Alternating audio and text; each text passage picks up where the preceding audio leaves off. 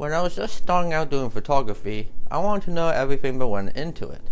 I started to research the best cameras, the best tips and tricks to use, and I've concluded all that is pretty much useless to what I'm going to show you guys today. So today, I'm going to share my own advice on what I think beginners actually need to hear.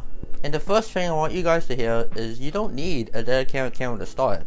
You just need your phone and some creativity. This is probably the biggest lie most beginners believe, because in my opinion, most phone cameras are good enough to actually get good enough images. And even I still use a phone to this day for my photography, mainly because I don't have a budget to actually get a camera. But that's besides the point. The point is, you can start photography with pretty much any modern phone nowadays, and even if you have an older phone, that will probably still work as well. So don't worry about getting a dedicated camera yet. Anyways, my second piece of advice for you is, it doesn't matter what phone or camera you have, your skills will always be more valuable than your equipment will be.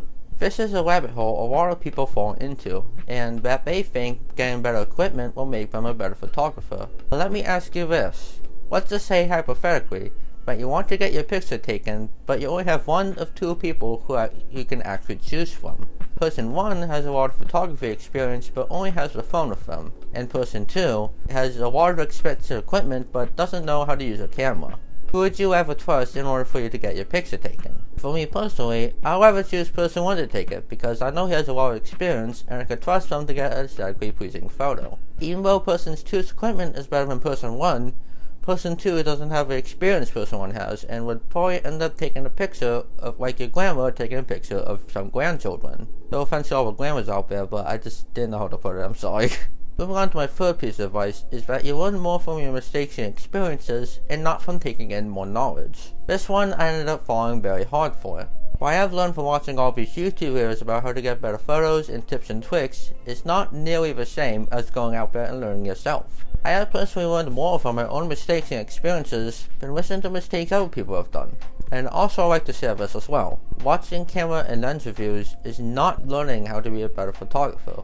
Sure, they can help you decide on a purchase, but will not make you a better photographer. My fourth piece of advice is, you don't have to worry about your subject or surroundings being boring. You can learn photography pretty much anywhere. This is another lesson I learned the hard way, because I think going to all these unique locations will help me be a better photographer. But the truth is, you can practice literally anywhere, even in your own home. In fact, if you look at my Instagram feed, which I'll show right now, most of the posts or objects I found all around my house or stuff I just found interesting. You may not be interested in the subjects I've shot, but that is how I practice my photography, and that's how maybe you could do the same, just if you want to follow my footsteps. And my last bit of advice for you guys is just to go outside and take photos, and that's literally it. I specifically saved this tip for last because I know motivation can be hard to get sometimes. But you will never learn how to be a better photographer if you don't actually go out and try to be a better photographer. It's like the old saying goes, practice makes perfect, but for me, it's more like practice makes progress.